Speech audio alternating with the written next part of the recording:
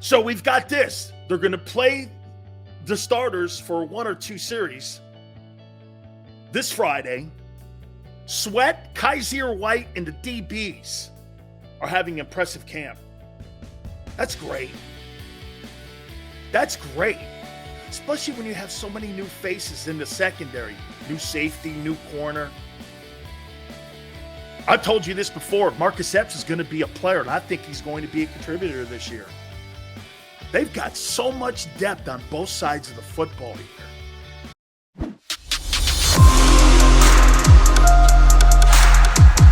National Football Show. It's your boy Big Sills. Welcome in. We appreciate everybody stepping in as you do each and every single day, 3 to 6 Eastern time. We thank you. By the way, want to get this out of the way right away.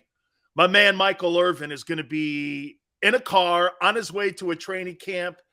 It could be the Eagles. I have no idea, for the NFL Network. So Mike's going to join us in this hour. We're hoping around 3:30 Eastern time from the NFL Network. So we'll talk to our friend, our former teammate, and get his spin on the Philadelphia Eagles. There's so much news going on. Eagles play, obviously, the Jets on Friday. We got Thursday night football, and I want to start it out by saying this. Barrett Brooks today gave us some of the best information on what's going on at Eagle Camp today when he was on with Sports Take. And when he came on initially with the fellas, I sat there and took notes. And I'm going to tell you something, guys. I loved what I heard. I heard that the Eagles are going to at least have 1 or 2 series with the starters. Fantastic. They must be listening to us, because that offense needs repetition and quality reps. This is what we've been talking about. That's fantastic.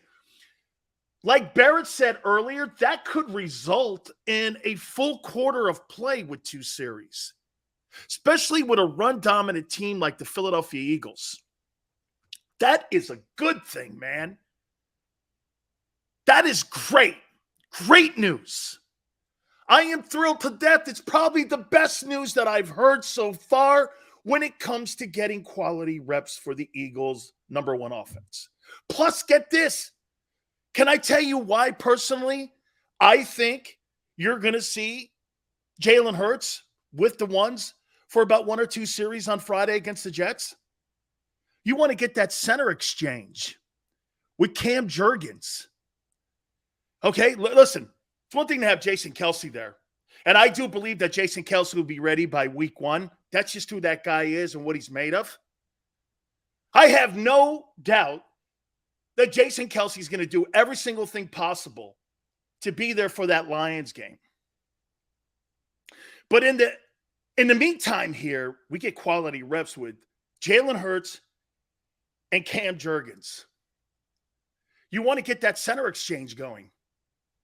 You want to get that, hey, listen, I'll tell you, having that relationship between A.J. Brown and Jalen Hurts is as important on getting that center exchange between the center and the quarterback as anything that you'll do during training camp.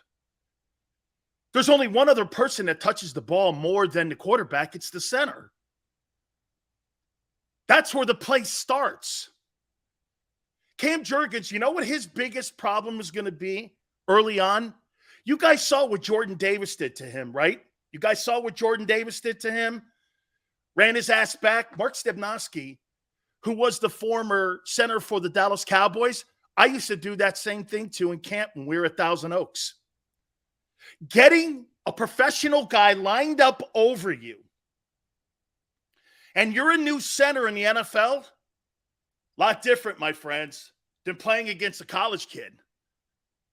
That guy's got great leverage, great strength, great quickness. You're going against the best people possible. And to get that ball snapped up and that hand shot back out there again, not as easy as you think. That's why you see a lot of fumbles with the center quarterback exchange. That's why I really think that Jalen also getting that repetition going with his guys, Dallas Goedert, A.J. Brown, getting the whole offense moving. I think it's a phenomenal thing. I think it's a phenomenal thing, and I'm glad to hear it. And that's getting yourselves prepared. We're starting to ramp up, it seems, here a little bit. If you're the Eagles, you're starting to see, okay, a ramp up here of them getting prepared for the upcoming season. Like today, you're not going to really see a lot of, practice time. They probably went I think Barrett said 50 minutes today, because this would be like a Friday practice for a Sunday game because you're playing on Friday. So you want to get the guys fresh and ready to rock and roll for Friday. Okay? I love it. I can't believe I'm about to listen to Big Sills for another 3 hours. Kyle, thank you so much. Good afternoon to you too, William. Thank you so much. Manster, Sills, would you enter the manly slap face competition? No. No, I'm out. No. So that was great to hear. That was great to hear. By the way, we're expecting Michael Irvin in this hour, so be prepared. He could pop on with us at any time, and we will talk to him and ask him right out of the gate, are you a Jalen Hurts fan? How far can the Eagles go? The impact of A.J. Brown. So far, all signs are pointing up when it comes to A.J. Brown, especially what Barrett is saying. Do you know the three – I'll say this, the two names and the position that I'm hearing the most out of Eagle camp so far, we're probably in the middle of camp right now, right? I'm hearing your name Sweat a lot. I'm hearing that for the first time we may be talking about a kid who may be a every down defensive lineman. I never thought he was an every down guy. Barrett's saying that he looks like he is sensational. By the way, I've heard everyone. I heard Lane yesterday saying the same thing. He was great on Sports Take, Lane Johnson. Everyone, Tracy Rocker's telling me that Sweat is a different looking dude. And you know who else is looking like that? Milton Williams. The depth level that the Philadelphia Eagles have this year on that side of the ball is absolutely wonderful to hear. The war of attrition. The Eagles may not be the most talented roster in the NFL, but I'll tell you one thing they are. They are the deepest. I'm going to make this proclamation right now to you guys. They're not the Buffalo Bills, but I'll tell you what, they're deeper than the Bills. They're deeper than the Bills. Kaiser White continues to impress. Continues to impress. I love it. I think this could be the find of the offseason for Howie Roseman. Dude, when you go after a guy like A.J. Brown, you pretty much know what you're going to expect. A baller. You didn't know what you were going to get with Kaiser White. And by the way, the linebacking core a year ago to where it is right now, it's night and day. But the position and the group that has improved the most has to be the secondary. You know, it's one thing to have CB1 and Darius Slay. It's another thing to have a cornerback who wants to get back to all-pro status and is working on a one-year contract and enjoys what he's doing right now. James Bradbury, in my opinion, he's got a lumberyard on his shoulder right now because of what the Giants did. You don't think that guy's going to have an ass when he plays the Giants or anybody in the NFC East this year? Giant management didn't want to write the check for him. Well, guess what? This guy's investing in himself. Don't you love players like that? Brady made a career out of doing that. Thank you, Michael. Guys, really, please hit the like button. Thank you. Mike says that TJ Edwards is under the mic, or under the radar, I should say. Hey, Mike, I'm saying this to you, man. Ever since they put that kid into the starting lineup last year, and ever since they started making that guy a focal point of that linebacking core, it has improved. I'm going to say this to you. I don't think that Nakobe Dean beats that kid out. He's going to have to play outside linebacker. He ain't beating TJ Edwards out. He's going to have monster games to beat that guy out. It's great to hear that the secondary, too, is playing the way that they're playing. Mike, appreciate you coming aboard. So we've got this. They're going to play the starters for 1 or 2 series this Friday. Sweat, Kaiser White, and the DBs are having impressive camp. That's great. That's great. Especially when you have so many new faces in the secondary. New safety, new corner.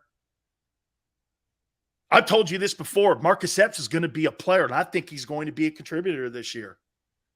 They've got so much depth on both sides of the football here.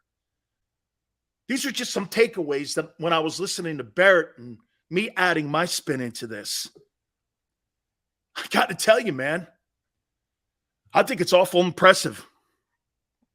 I do. By the way, I watched a little bit of Hard Knocks last night. Don't go to sleep on the Lions. I love what they're doing there. There's a purpose in what they're trying to accomplish up there in Detroit. And Dan Campbell has those people playing with emotion up there. They don't like what they had happen to them last year with that crappy record. That Lions game, do me a favor. If you get a chance to watch the Hard Knocks on HBO, watch a little bit of that camp going on with the Lions. I think that'll – hey, listen, I'm not going to tell you that they're a playoff team, and I'm not even going to tell you that they're a 500 team. But I'm going to tell you something. There's a winning attitude in Detroit. And it's starting with the head coach. They're doing things right finally in Detroit. Chris Spielman's doing a great job as leading that pack there. Barry Sanders is making an impact. I'm flat out telling you, the Lions – the Eagles are better, and I'm not suggesting here, and I'm not telling you, and don't take any more than what I'm saying here, saying that Sil's now saying the Lions are – I am not saying that. I'm saying that's not going to be a rollover game like it was a year ago. Tanner, I think they're going to be good too. What that means, I'm not sure yet. I got to see them play too.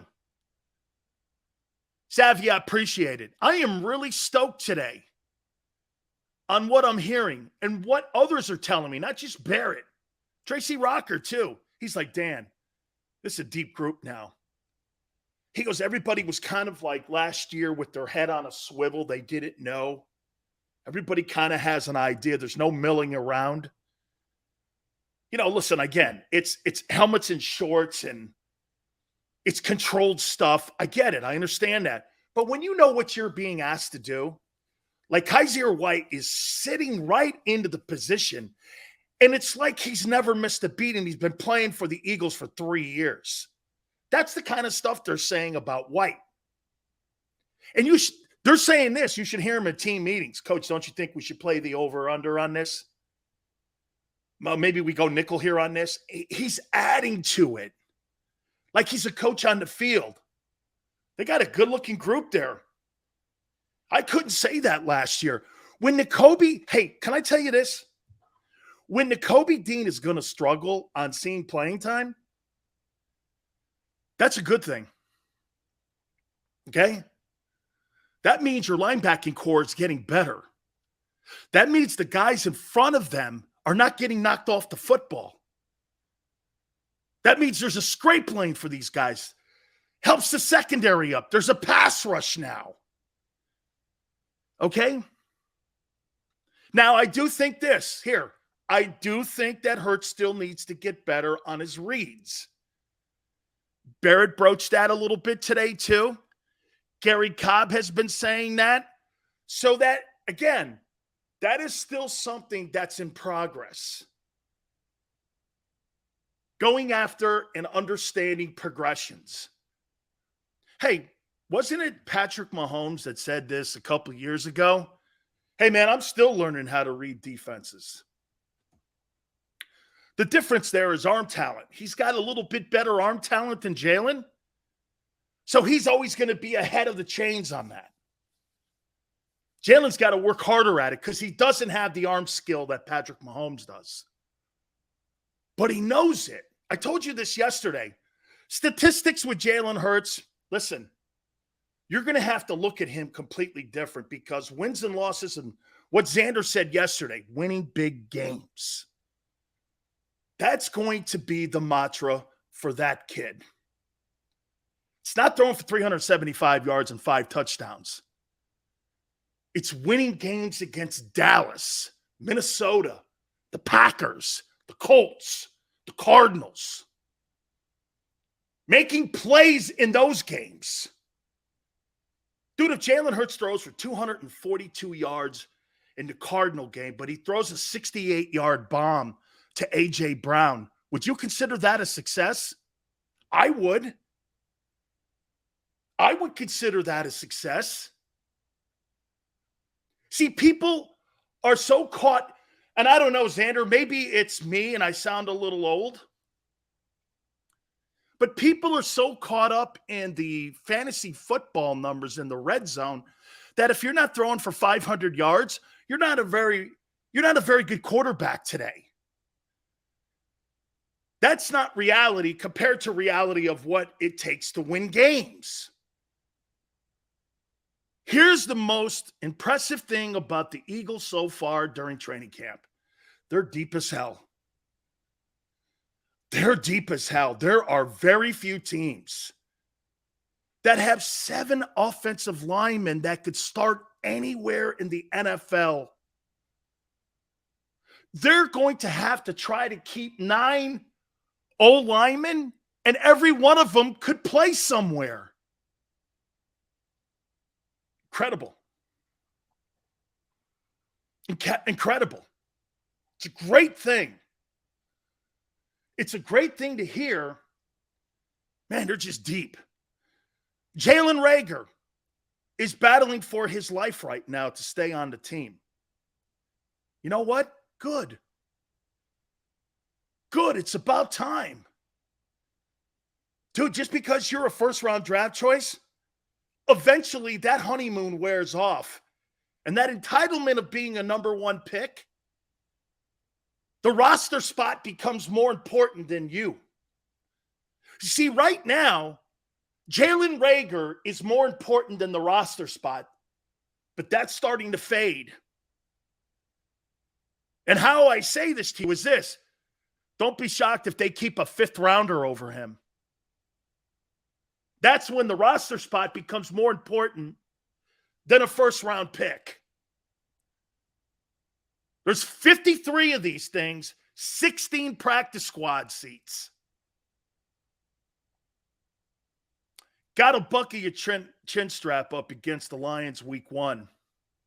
Smith will lead the team in yards and touchdowns. He's going to have CB2 on him all year. It's a good point, Flex. Agreed. And thank you, Flex.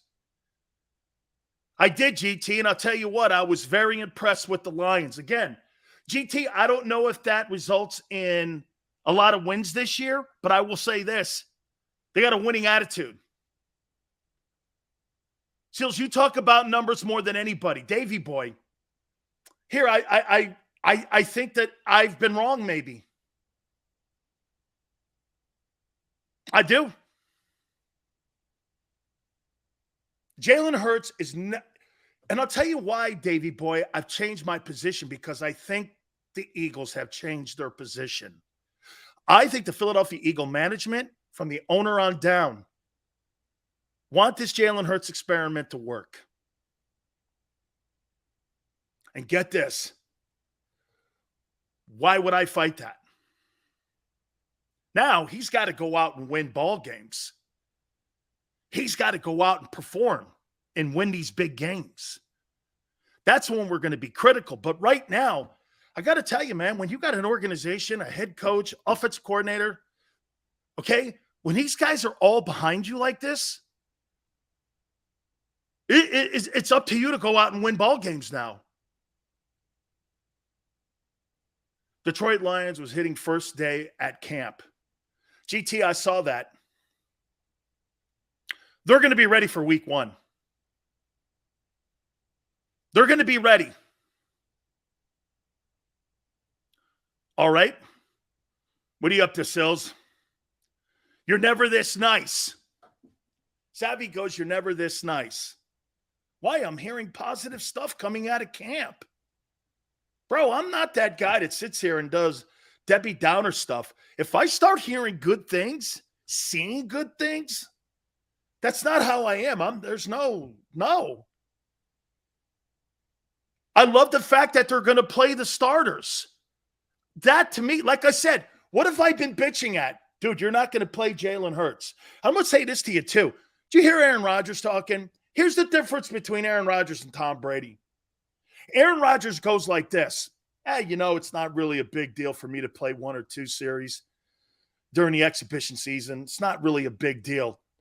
There's a difference between him and Brady. Brady does think it's a big deal. Brady wants to get timing down. Brady wants everybody in the huddle to understand that game tempo and get back into game speed. Aaron Rodgers has new faces in his huddle. He looks at it as a him thing instead of a we thing. Aaron Rodgers has never looked at it in any other way but a me thing. He's so gifted. But you know what lacks? Jalen Hurts is a better leader than Aaron Rodgers. He's just not as skilled. He's not. If Aaron Rodgers had the same backbone as Jalen Hurts, he'd have as many championships as Tom Brady. I don't feel really the need to be in any kind of exhibition games. God, I would think if Aaron Rodgers really wanted to be successful this year, he'd try to get his new guys in a position and show them what is going to be needed for them to move the sticks and win ball games. Instead, it's a me thing. Clearly the difference between Rodgers and Brady, right there in a nutshell. Right there in a nutshell. That is the difference. Philadelphia Eagles release clips of AJ versus Bradbury. I suggest you guys check it out. Hey, I'm going to say this to you too. I'm going to get to AJ Brown here in a minute. Next shift, appreciate you coming aboard. Thank you. Davey Boy goes, that's what I've been saying. Hurts is Howie's boy, so Howie is going to give him everything he needs to succeed. Okay, great. Watch this, Davey Boy. Well, would you expect anything less? Are you trying to sabotage the guy or your team? No. You want to have success. I'm going to have a couple Hurts topics here, though. I'm going to have a couple Hurts topics here. And again, I want to go over some of the things that I heard Barrett saying. But for them to be practicing and now saying that they are going to have their starters in for at least 2 series on Friday, great. Again, I think the Cam Jurgens and Jalen Hurts, personally, that probably accelerated that a little more too. To have the ones and Cam Jurgens playing on Friday because of the injury to Jason Kelce. You've got to get that center quarterback exchange down. I mean, the first play and part of a play is the quarterback center exchange. You got to have that. Flex says, I watched Smith eat Sherman up on a route. He'll have Dallas' second cornerback on him. I assure you, he'll have a big game against Dallas in week 6, 150 and 2 touchdowns.